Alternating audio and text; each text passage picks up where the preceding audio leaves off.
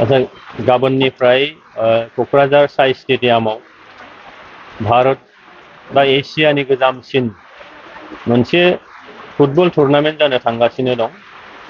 Durand काप। बे Durand कापआ जोंनि बिटिआरनि क'क्राझारनि जोंनि राजधानीनि बिखायाव बेयो जानो थांगासिनो दं। गाबोन बेखेवनाय हाबाफारि आरो बे बेखेवनाय हाबाफारियाव भारतनि रैखाथि बिफाननि मन्त्रि बिथां राजनाथ सिंह बिथाङा फैगोन। बेजों लोगोसेनो CDS माने नेभि आर्मी आरो एयार फर्सनि जायनाखि चिफ अफ माने डिफेन्स स्टाफ बिनि बिथाङाबो फैगोन। बेजों जोङो दिनै गोग्गानो हायो जे थांनाय माखासे समाव जाय आर्मिफ्रा जोंनि नैबे ओनसोलाव जोंनि दावहारुफोरखौ नागिरनानै सारासास्ति मोनसे जोङो जानांदों बा फिल खालामदोंमोन जोङो। बे आर्मिफ्रानो दिनैहाय जोंनि नैबे ओनसोलाव सान्थि फैनाय लोगो लोगोनो दिनैहाय दुरान्ड काप बायदि गोजामसिन 132 खेब दुरान्ड काप बेखौ दिनैहाय जोंनि बे हालामाव लाबोनानै होफैदों। आं मिजिं खालामदों बे दुरान्ड कापनि गेजेरजों जिथु जोंनि ओनसोला गुबैयै फुटबलजों जोंहा सोमोन्दो दङ गोदो गोदायनिफ्रायनो। नारें जुम्ब्रा जोजेननायनिफ्राय लानानै गोबां बेबायदि बर'नि गेदेमा गेलेगिरिफोर दं जायफ्रा नेसनेल इन्टारनेसनेल लेभेलसिम फुटबल जोहैदों। दिनैहाय जोङो दानि नैबे थासारिखौ जों बुंनो हायो दुर्गा बर'मोन बादि, हलिचरन नार्जारिमोन बादि जाय बिथांमोना दिनैहाय नेसनेल लेभेलनि गिबि सारिनि गेलेगिरि। बे बिथिंजों दिनैहाय दुरान्ड कापनि गेजेरजों आरोबाव जोंनि नैबे ओनसोला निस्सय जावरिखांगोन। बेखायनो आं खावलायदों बे दुरान्ड कापखौ बयबो जाहाथे जोङो अनसायो। जोङो गासिबो हयथ' बै फिल्डआव थांनानै नायजोबहैनो हानाय नङा। माखासेया जों ससियेल मिडियानि गेजेरजों, माखासेया जोङो पर्टेल निउस बा माखासेया जोङो इलेक्ट्रनिक्स मिडिया बा खौरां बिजोंनि गेजेरजों बयबो जाहाथे बेनि फारसे पजिटिभ मोनसे मेसेजखौ जाहाथे बयबो लानानै थांनो आं बेखौ हास्थायो। जोङो नुनो मोनदों जिफोरनि माखासे स्टेटफोराव टिकेटनि लानानैसो रां लानानैसो देखायनो हागोन होननानै बेबायदि दा रायजो राजाफ्रा बहुत कमिटिफ्राव दुरान्ड कापआ बेखेवनाय हाबाफारि बेयाव नोङो फैसा लानाय होननाय बाथ्रा जेबो गैया। मानोना अपेनलि दायो हयथ' 12 बाजि बा 2 बाजियाव अपेनलि KDSA फिल्डआव बे टिकेटखौ रायजो राजाफोरनो राननाय जागोन। जों नुदों जे ISPL गेलेबाय, हाजार हाजार मानसियाबो हेफाजाब होबाय। बिनि उनाव नोङो सन्टस ट्रफि गेलेबाय, हाजार हाजार मानसिया बेयाव नोङो हेफाजाब होबाय। आरो बिनि थाखायनो दिनै भारतनि फुटबल फेडारेसन अफ इण्डिया बे फेडारेसननि आफादगिरिया बेयाव फैनानै बिथाङा दिनै दुरान्ड कापखौबो जोंनो लाबोनानै होफैबाय। दा बे समाव थांनाय माखासे खेलायावबो बाव टिकेट लानायनि बाथ्रा गैया। दाबो जोंहा टिकेट लानायनि खोथाखौ जों सिन्था खालामाखै। मानोना फुटबलनि जि बाथ्रा बे बाथ्राया थांनाय गोलाव सम जोंनि नैबे ओनसोलाव दावहा सोलिबाय थानायखाय, उदांस्रिनि मोनसे दावहा सोलिबाय थानायखाय बेयाव जोङो गेलेगिरिफ्रा मोजाङै गेलेनो मोनाखै। जोंनि थाखोमानाय जोंनि जे हारोंथाइफोर बे हारोंथाइखौ जोंहा दिन्थिनो खाबु मोनाखै। बेनिखायनो दिनै फैसा लानानै जोंनि बै थाखोमानाय गियानखौ जोंहा दिहुननानै जे लाबोनांगौ, बे लाबोनांगौ जोङो माबा मोनसे बान्दो जों होथेनो लुबैयाखै।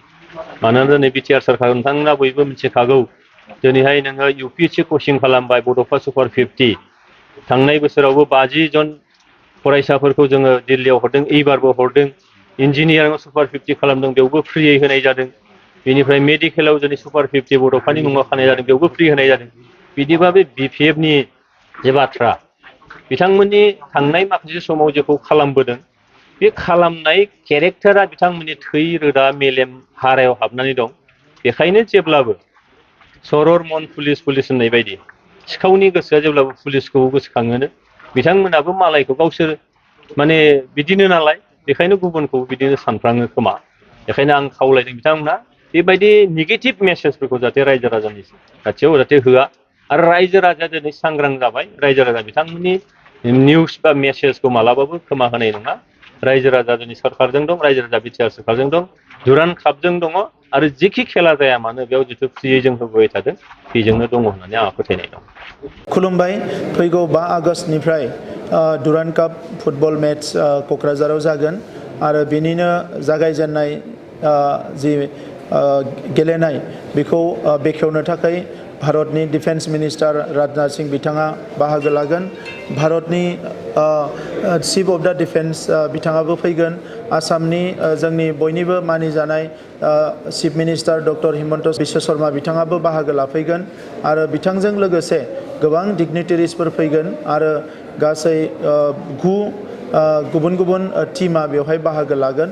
आङो बयखौबो बरायदों आरो बे डुरान्ड काप जि क'क्राझाराव जागोन बियो क'क्राझारल' नङा पुरा बड'लेण्ड ओनसोलखौनो दिनै गोजोन मोनसे थासारि फैबाय आरो बेवहाय गिदिर गिदिर हाबाफारिफोरखौ लानो हानायनि मोनसे मेसेज सारा मुलुगाव बियो थांगोन आरो बेजों लोगोसे जोङो जायखौ हास्थायदोंमोन जे बड'लेण्ड ओनसोलखौ मुलुगनि मानसिफ्रा मिथिनांगौ, जोंनि ओनसोलाबो जौगानांगौ। दा बे बिथिङाव जोङो आगानसे आवगायलांनो हाबावगोन होननानै आं मिजिंथिदों। जोंनि ओनसोलनि गेलेगिरिफ्रा, लाइमोनफ्रा फुटबलजों लोगोसे गुबुन गुबुन गेलेमुआव बाहागो लागिरिफ्रा बे डुरान्ड काप फुटबल मेट्चनि गेजेरजोंनो आरोबाव थुलुंगाखांनाय मोनगोन आरो हादोरारि थाखोआव नेशनेल लेभेलाव आरो इन्टारनेशनेल लेभेलाव गेलेनो थाखाय बिथांमोना खाबु मोनगोन। जोंनि जि गेलारि आरो स्टेडियाम बियो गासैबो साइडनिफ्राय मोजाङै रेडि जाबाय। दा नंखायनो रायजो राजाफोरखौ बाहागो लानो थाखाय आङो बयखौबो खावलायनाय जाबाय। गोजोन्थों।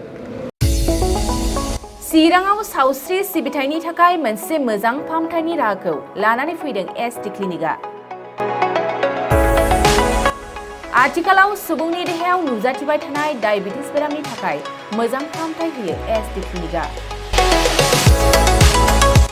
चिरां जिल्लानि SBI काजलगाव ब्रान्चनि लांगोनायाव फसंनाय एसटि क्लिनिकआव डायबिटिस बेरामनि अनगायैबो फाहामथाय होबावगोन लिभारनि जेंना आरो माखासे सरासनस्रा बेमारफोर।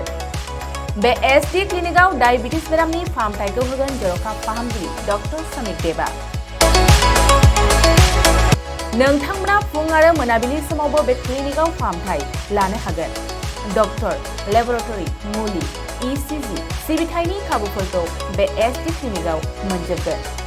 जुदि एसटि क्लिनिकआव रायजो राजाफ्रा गाव गावनि देहायारि जेंनाखौ फाहामथाय लानोबा नैबे मबाइल नम्बर 7002293924 एबा 9954687236 आव थोंजों मुं थिसननो हागोन।